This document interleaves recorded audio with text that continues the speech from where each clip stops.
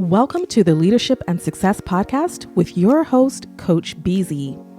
If you need to develop into a better leader, this podcast is for you. If you want to achieve a greater level of success, this podcast is for you. His mentor, Dr. John C. Maxwell, said it best: everything rises and falls on leadership.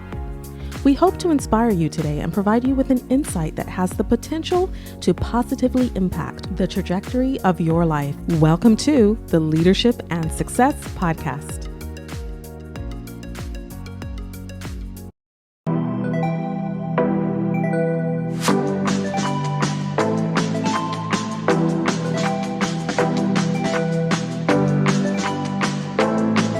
This episode is brought to you by SteelRoot, a national leader in helping companies meet cybersecurity compliance requirements and prepare for CMMC.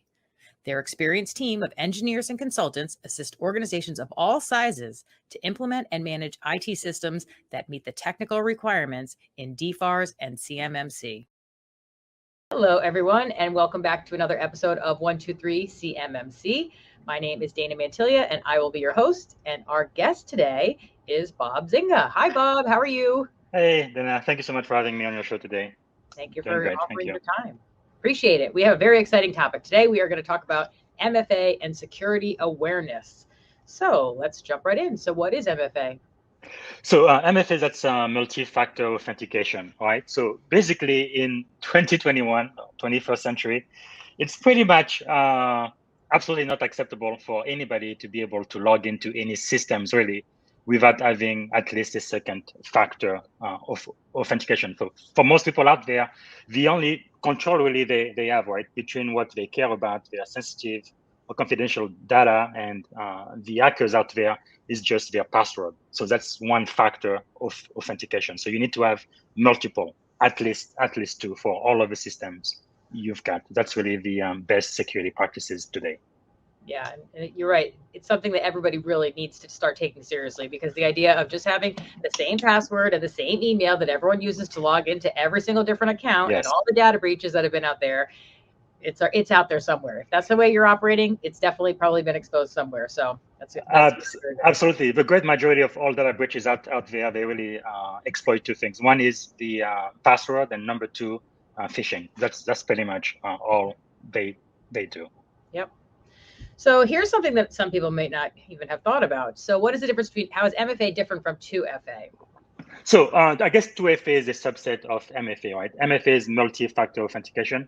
2FA is only two. So when we talk about multi-factor authentication, there are, I guess, three known categories. One is something you know, like your password. Another one is something you have.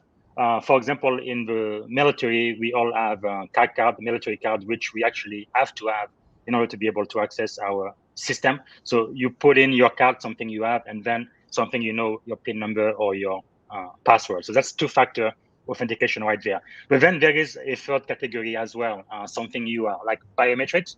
For anyone who has like a modern phone or mobile device, they're gonna have like face scan or fingerprint or anything like that, something you are.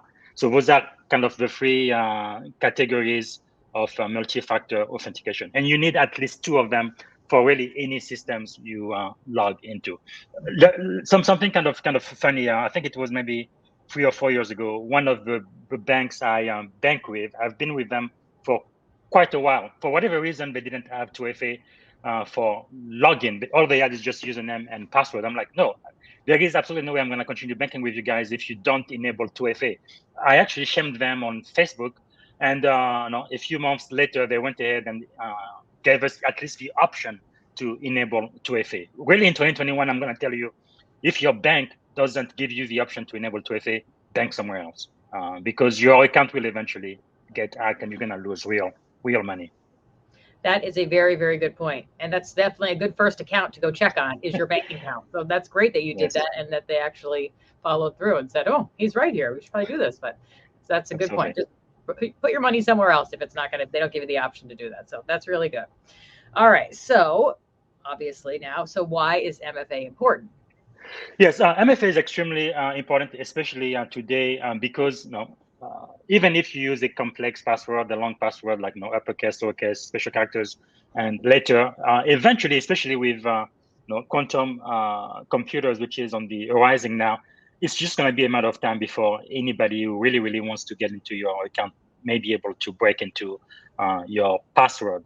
However, if you have multi-factor authentication, even if they get one of those factors, which is something, your password, they cannot be who you are, or they don't have what you've got. So by having a second factor, whether it's a text to your phone or an application that gives you a very unique random code, or your fingerprint or your face scan, then even if they break into your password, they still cannot access your data because they only have one factor of several factors to get into the data, if that makes sense. So again, that's why in 2021, and we just celebrated, right, the 18th anniversary for National Cyber Security Awareness Month last month, October. But really, the message going forward is, yes, you absolutely have to enable at least 2FA on all of the accounts you are using. Very, very critical. Yeah, one thing I like to point out too is, in addition to the 2FA having the multi-factor, is because, let's say, for example, you have your phone and someone takes your phone and you don't have a passcode on your phone, and they can get right into that phone. They can then start resetting your password or getting the text message for the 2FA. So that's the other thing too. Put a lock on your phone, number one, and then having that third application, they wouldn't be able to do that because they are not them. So they would not have something that was them, like a retina scan or something. So absolutely. And if you have a mobile device, a phone and iPad, a tablet, absolutely have 2FA. You need to have at least a passcode and some type of fingerprint or face scan, or a password, right? Something you are, something you have, and something very, very, very critical. Because if you just think about it, today, almost everything we do, we have to have a phone now, right? I can't really imagine life without my phone today.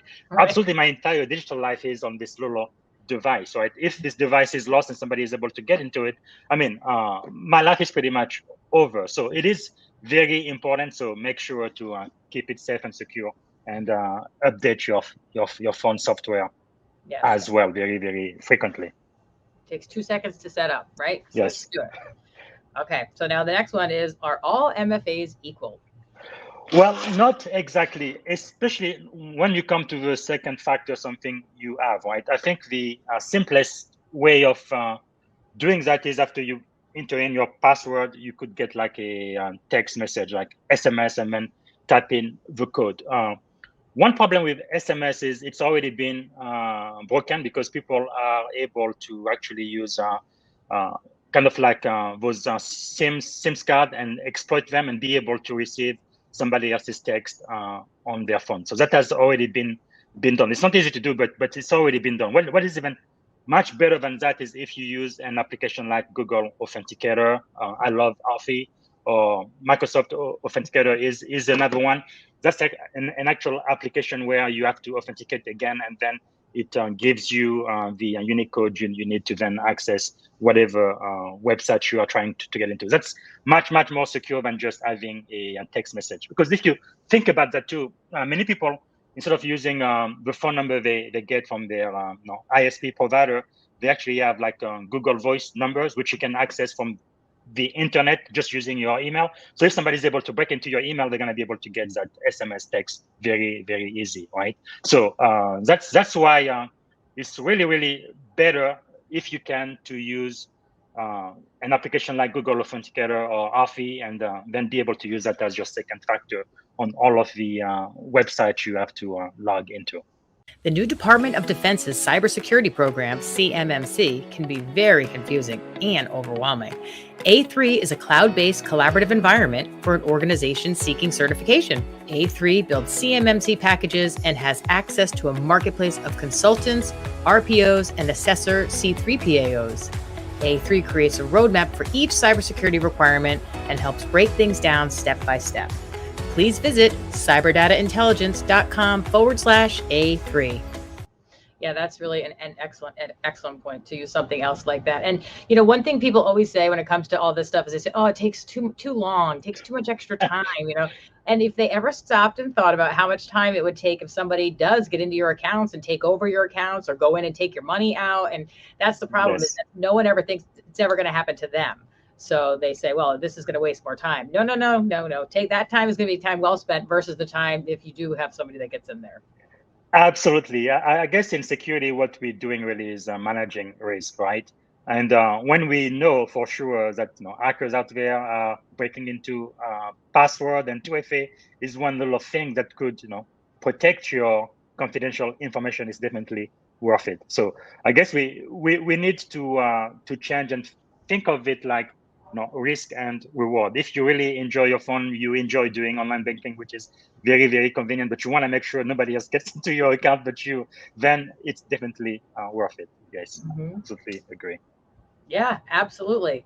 All right. So when and how often should users complete the SAT? First, explain to us what is the SAT, and then how often should users be completing? Yes, so SAT, that's the security awareness training, right? So for most organization, when you become a new employee, before they give you system access, you have to go through the security awareness training, where they tell you about all of the policies and the controls that are in place, and what to do and what not to do, right, with company equipment and so forth. So for a very long time, the best practice was to do the security awareness training only during onboarding. You do it one time and you are done. But that's definitely not good enough because threats do change, right? So, like at my company, we celebrate National Cybersecurity Awareness, National Cyber Security Awareness Month every single year since about 3 years ago when I joined. We kind of made it a big deal. So we take that opportunity to every single year really provide additional security awareness training to our users.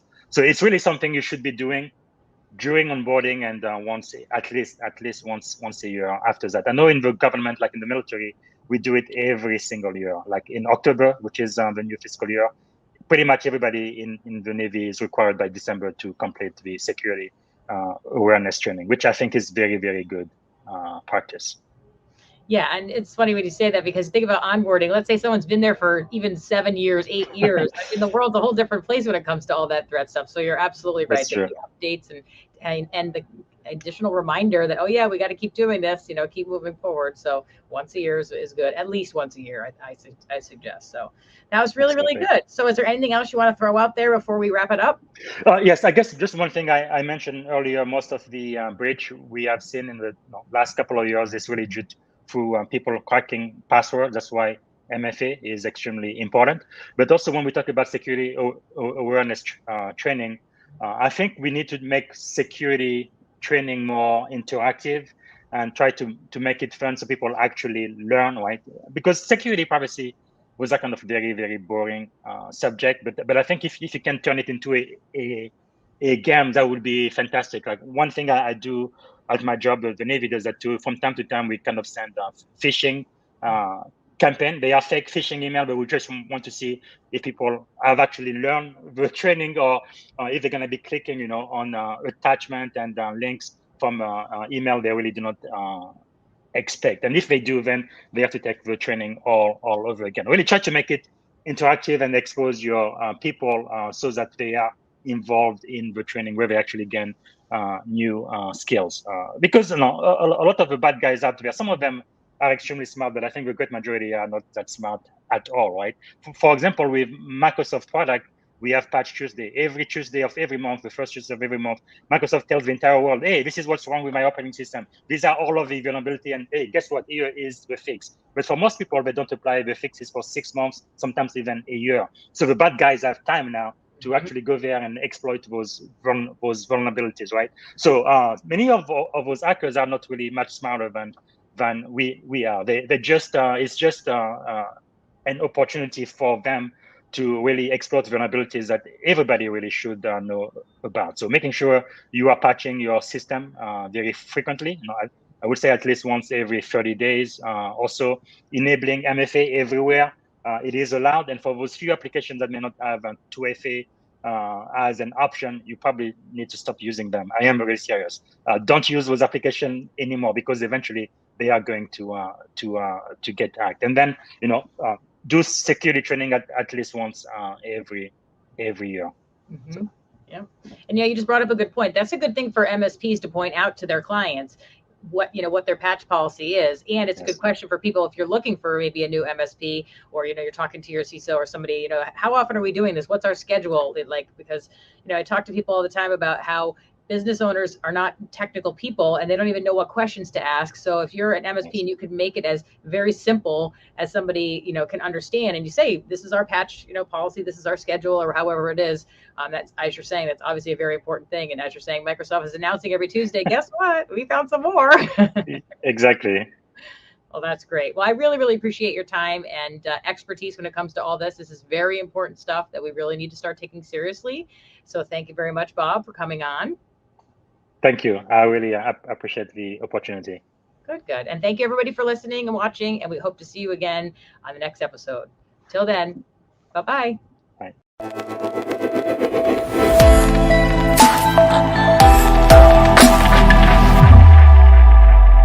Thank you for listening to the Leadership and Success Podcast with your host, Coach BZ. If you like what you heard, please subscribe to our channels and come back for more wisdom nuggets on how you may develop into a better leader and achieve greater levels of success.